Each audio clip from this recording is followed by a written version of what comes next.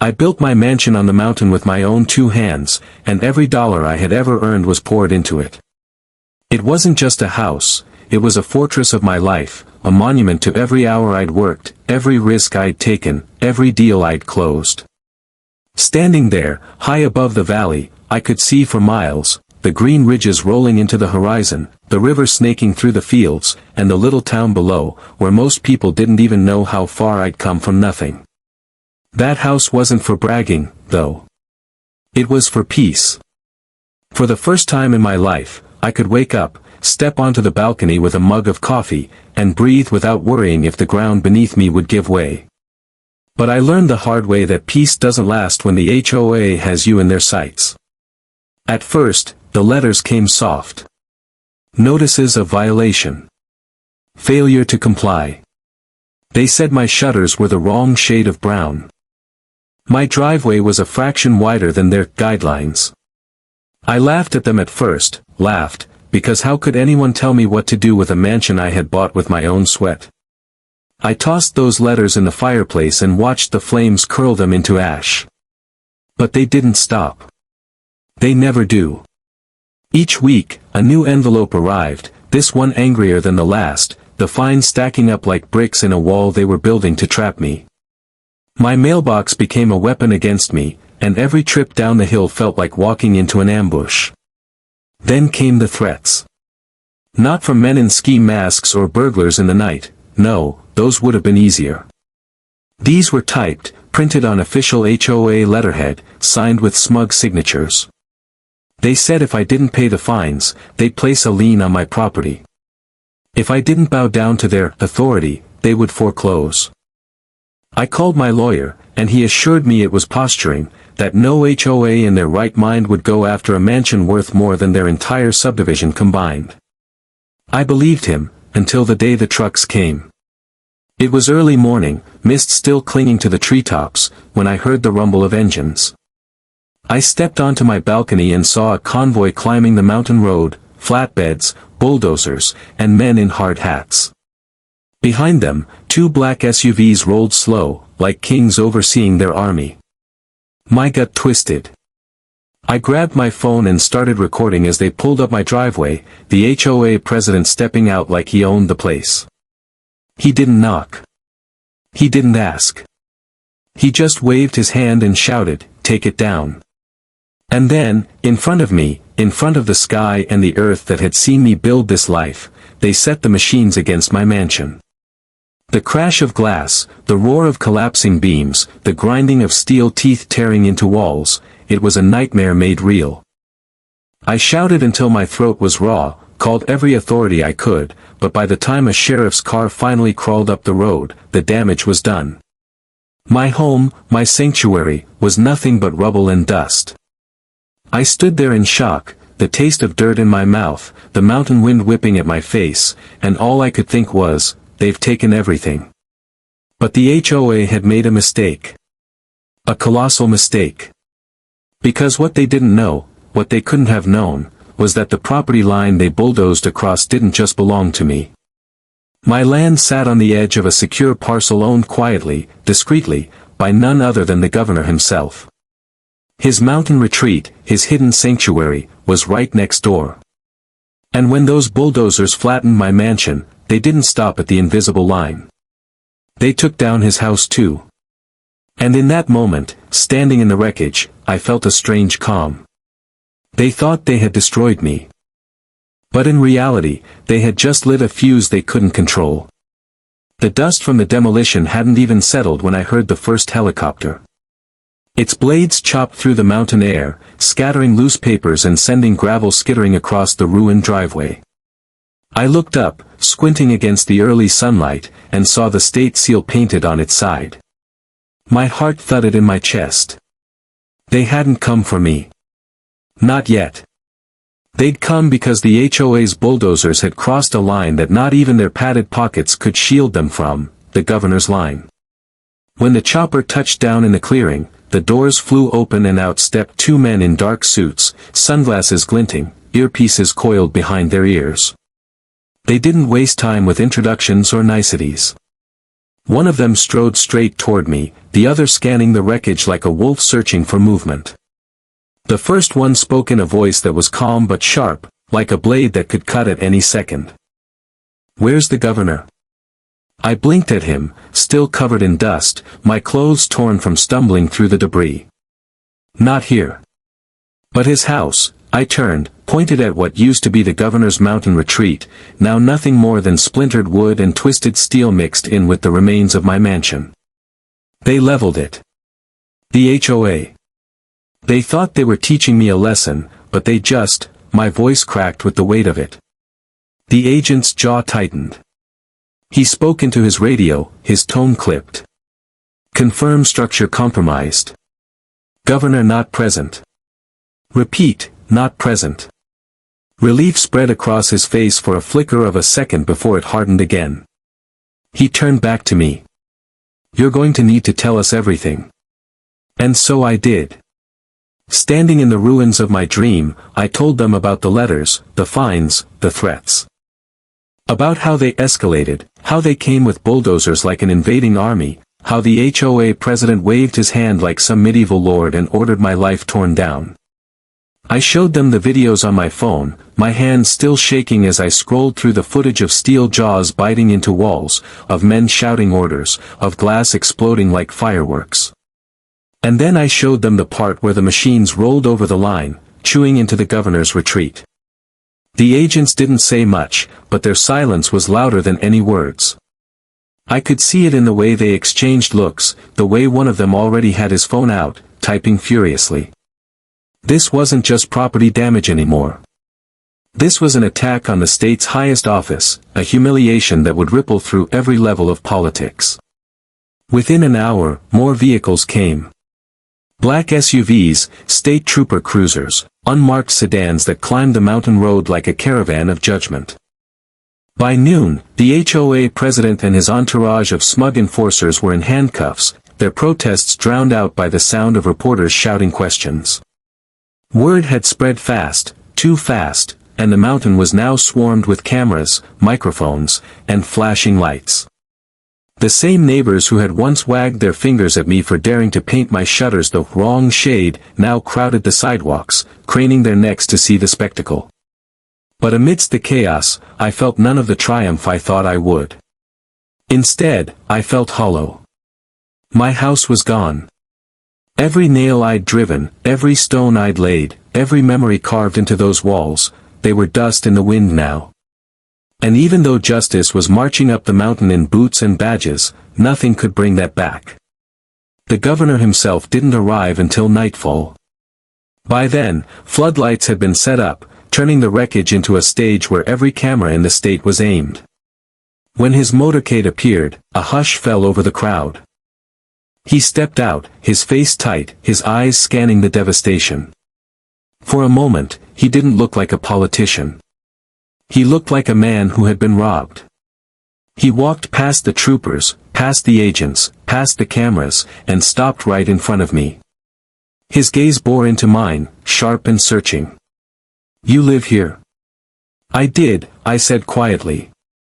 "Until today." He nodded once, slowly, then turned to look at the wreckage of his own retreat. Silence stretched between us, heavy as stone. Finally, he spoke. "They'll pay for this. Every last one of them." And just like that, the weight shifted. It wasn't just my fight anymore. The governor had been dragged into the war I'd been waging alone, and now it was his war too. The HOA had meant to break me, to make an example out of me. Instead, they had declared war on the highest office in the state. That night, as I sat on the tailgate of a pickup with the mountain cold biting at my skin, I realized something. My mansion was gone, but maybe I had gained something bigger. A cause. An ally I never expected. And a storm that was only just beginning to gather. The morning after the demolition felt like the start of a war. Reporters had camped out on the mountain road overnight, their vans lined up like a parade of vultures waiting for scraps. By sunrise, the ruins of my mansion and the governor's retreat were no longer just rubble, they had become a symbol. Headlines screamed across every channel, HOA demolishes governor's mountain house by mistake, homeowner's nightmare sparks political firestorm, how far can HOAs go? My phone buzzed non-stop, messages from strangers pouring in, half of them sympathy, the other half stories of their own battles with HOA tyrants. For the first time, I realized this wasn't just my fight, it was every homeowner's fight. The governor wasted no time turning his fury into action. Within days, he held a press conference at the base of the mountain, with the wreckage still smoldering behind him as the perfect backdrop. Claire stood beside me in the crowd, her hand gripping mine tight, as he spoke into the microphones, his voice echoing across the valley. This is not just about my house. This is about unchecked power, intimidation, and abuse. HOAs were meant to maintain communities, not destroy lives. What happened here will never happen again. The crowd erupted, the flash of cameras blinding, and for once I felt like the truth had a voice bigger than mine. Behind the scenes, though, it wasn't speeches, it was war planning. The governor's team dug deep into the HOA's records, and what they found was a rot that ran all the way through the foundation. Falsified fines, money siphoned into secret accounts, kickbacks to contractors, even ties to a private security firm that had been masquerading as enforcers for years. It wasn't just my mansion they tried to bury. They'd been burying homeowners for decades, one lien at a time. And now, the state was ready to pull back the curtain. I sat in on meetings I never imagined I'd be part of. Long oak tables, stacks of documents, men and women in suits arguing about laws and loopholes. Claire called it organized chaos, but to me, it felt like watching my personal nightmare being dissected under a microscope. Every detail of my battle was evidence now, the letters, the threats, the bulldozers. The governor wanted it all, and he wanted it fast. We're going to burn them to the ground, he told us one night, his voice low, eyes hard. Not with fire, but with the law. But the HOA didn't go quietly. They hired lawyers from out of state, sharks with smiles sharp enough to draw blood. They tried to spin the story, saying it was a miscommunication, that they regretted the unfortunate incident. They painted me as reckless, claiming I had ignored years of warnings. They even hinted that the governor's retreat had been unpermitted, an outrageous lie that made headlines for a day before being torn apart by the facts. Still, the smear campaign stung. Neighbors whispered again, TV pundits debated whether HOAs were necessary evils or domestic dictatorships. The fight was no longer just in courtrooms, it was in living rooms, newsrooms, and across every social media feed. Through it all, Claire kept me grounded. When I raged, she steadied me. When I sank into silence, she pulled me back with her fierce determination. One night, sitting among the wreckage, she said, they thought they could silence us by taking everything. But all they did was give us a louder voice. She was right. Our loss had become a weapon. The hearings dragged on for months, but each session peeled back another layer of corruption. I watched as HOA board members squirmed under questioning, their arrogance cracking. One by one, the walls closed in. Some resigned quietly, hoping to slink away. Others doubled down, their lawyers shouting about property rights and community standards. But every time they opened their mouths, the evidence stood taller. By the third month, the governor introduced what he called the Homeowner Protection Act. The bill was sweeping, stripping HOAs of powers they had abused, requiring transparency in finances, banning private security masquerading as law enforcement, and most importantly, protecting homeowners from the kind of nightmare I had lived. When he signed it into law, the cameras flashed, and I stood behind him, not as a politician, not as a lawyer, but as a man who had lost everything and refused to be silent. Still, even as the state cheered, I couldn't shake the bitterness. My mansion was gone. No law could rebuild the walls I had built with my bare hands. No speech could bring back the nights Claire and I had watched sunsets from our balcony. But maybe that was the point. Maybe the loss wasn't just mine, it was a sacrifice that made sure others wouldn't have to suffer the same. The HOA had wanted to crush me into silence. Instead, they had sparked a movement, one that stretched far beyond our mountain. And as I looked at the faces of the neighbors who once avoided me but now stood shoulder to shoulder in rallies, I realized something. The mansion had been a dream, but the fight had become a legacy. And yet, I knew this was only the middle of the story. Because power doesn't vanish, it shifts, it hides, it waits. And somewhere out there, the remnants of the HOA still plotted, still whispered, still believed they could claw their way back. I was ready. The storm didn't end with the signing of the Homeowner Protection Act, it only shifted. The HOA, or what was left of it, didn't vanish overnight. Like a cornered animal, it fought harder, dirtier, with no regard for rules. The laws might have stripped them of their power on paper, but in the shadows, they still held influence. Their connections ran deep: contractors, bankers, politicians who owed favors. And as much as the governor had swung the hammer of justice, there were cracks that opportunists could slip through. That's where the next phase of the battle began, and this time, it wasn't just in courts or on television, it was on my doorstep. One night, weeks after the bill passed, Claire and I were driving back from a town meeting. The road wound along the mountain edge, stars scattered across the sky like dust. I remember the way her laughter echoed in the car, soft and tired, as we talked about the rebuilding plans for the community center. Then the headlights appeared in the rearview mirror, too close, too aggressive. At first, I thought it was some reckless driver, maybe drunk, but then the vehicle swerved, clipped the back of my truck, and sent us skidding toward the guardrail. I fought the wheel, tires screaming, sparks flying as metal scraped the barrier. By the time I regained control, the other vehicle had vanished into the night. No license plate, no trace. Just the echo of their threat. Claire's hands trembled as she clutched the dash, but her eyes burned with fury. "They're not done with us," she whispered. And she was right. The harassment escalated. Anonymous letters stuffed into our mailbox with words like, "Traitor, watch your back," and "The mountain belongs to us."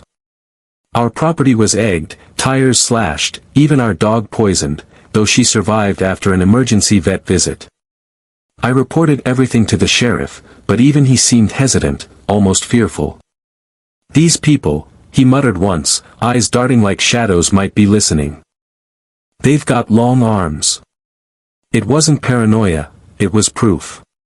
The HOA wasn't just an organization, it was a network of people who thrived on control. And now, stripped of their authority, they were lashing out like wounded predators. The governor advised me to stay vigilant but also to stay visible.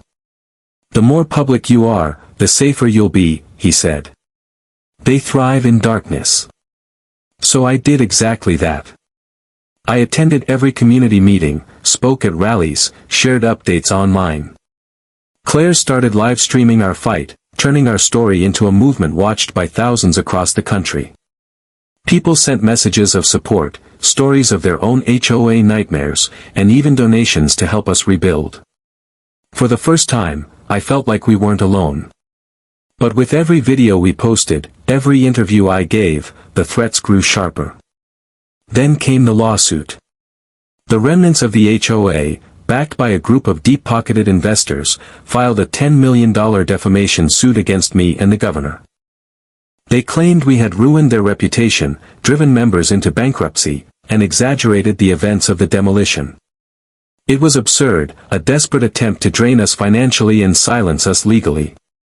But it still meant months of grueling depositions, endless stacks of paperwork, and the constant weight of uncertainty. Claire joked that we should put cots in the lawyer's office since we practically lived there.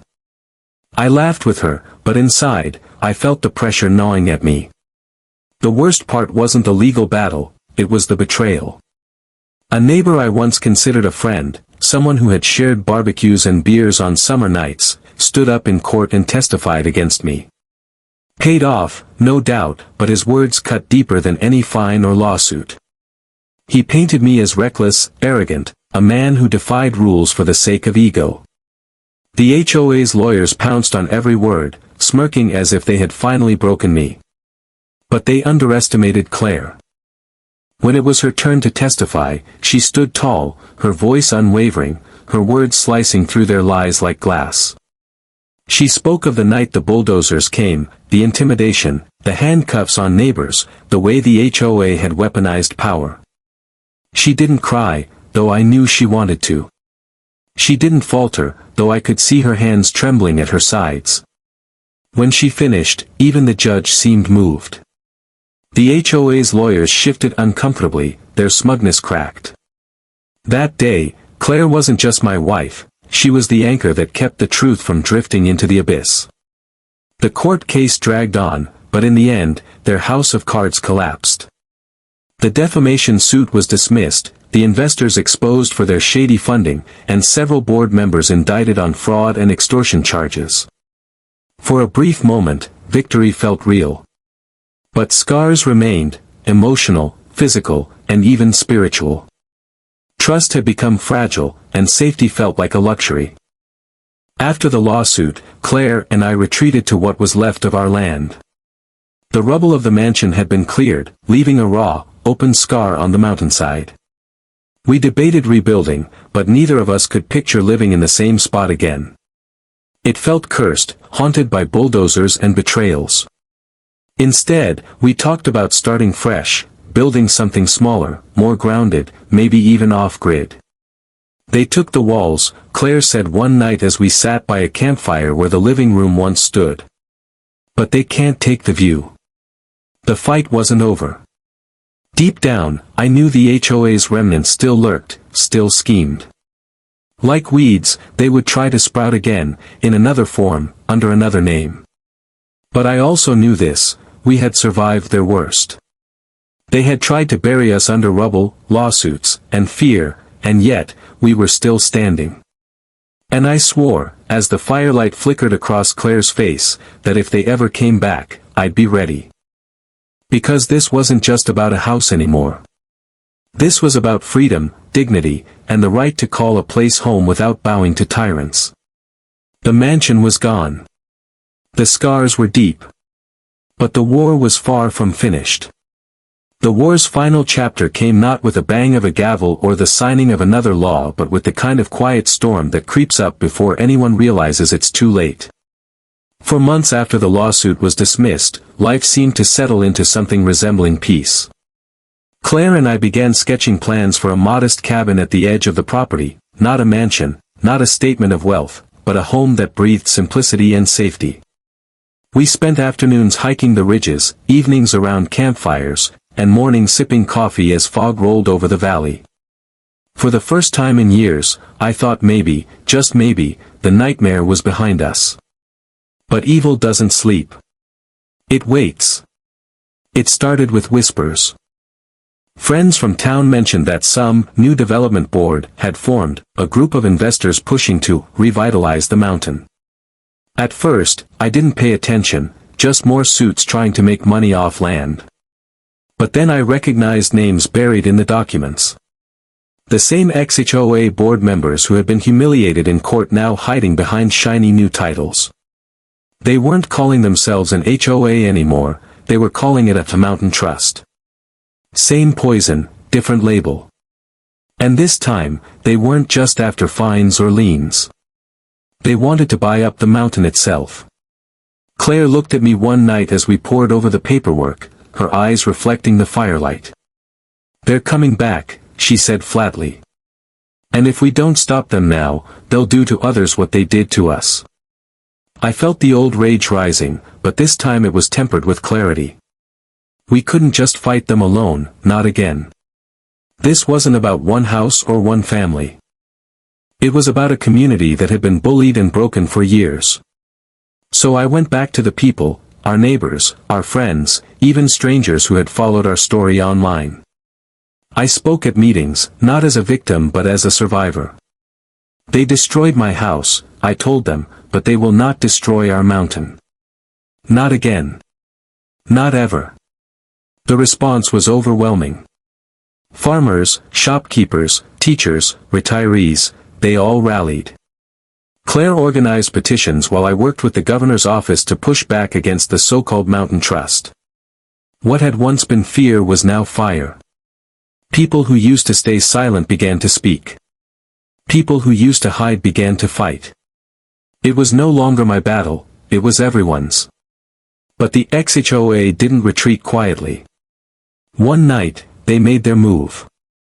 I woke to the sound of engines, heavy, rumbling, too many to be coincidence. From the ridge, we saw floodlights cutting across the land, bulldozers lined up like soldiers. They thought they could finish what they started, that intimidation and brute force could scare us off. But this time, they weren't facing one man and his wife. They were facing an army of neighbors who had finally had enough. I'll never forget the sight, dozens of trucks rolling up the mountain road, headlights blazing, horns blaring. Farmers with shotguns in their racks, mechanics with wrenches, families with nothing but sheer determination in their eyes. Claire stood at the front, holding a megaphone, her voice steady as she told them, "Not here. Not ever again." The bulldozers stopped. The drivers hesitated. And for the first time, the bullies were outnumbered, outmatched, and out of power. By morning, law enforcement arrived, not the fake rent-a-cops of the HOA days, but state troopers backed by the governor himself. Arrests were made, equipment seized, and the so-called mountain trust dissolved before it could take root. The ex-board members were led away in handcuffs, their smirks finally wiped clean. The mountain was free. Weeks later, Claire and I stood on the cleared ground where our new cabin would rise. It wasn't grand. It wasn't flashy. But it was ours. And this time, it stood not as a monument to wealth, but as a symbol of resilience. The scars of the mansion's demolition would always remain, but they were no longer wounds, they were lessons carved into the land itself. As I watched the sun sink behind the peaks, I realized the truth. The HOA thought they could break us by tearing down walls, but walls are nothing compared to will. They thought they could silence us with fear, but fear only sharpened our voice. They thought they could erase our home, but home isn't wood and stone, it's people, it's community, it's the fire that refuses to die. So when people ask me now, years later, if I regret what happened, I tell them this: I regret losing the house, yes. I regret the nights of fear, the betrayals, the pain. But I do not regret the fight. Because that fight lit a fire that spread far beyond our mountain, a fire that forced change, a fire that proved even the smallest voice can roar when it refuses to be silenced. And as long as I live, I'll keep that fire burning. Because freedom isn't given. It's defended. And on this mountain, we defended it, together.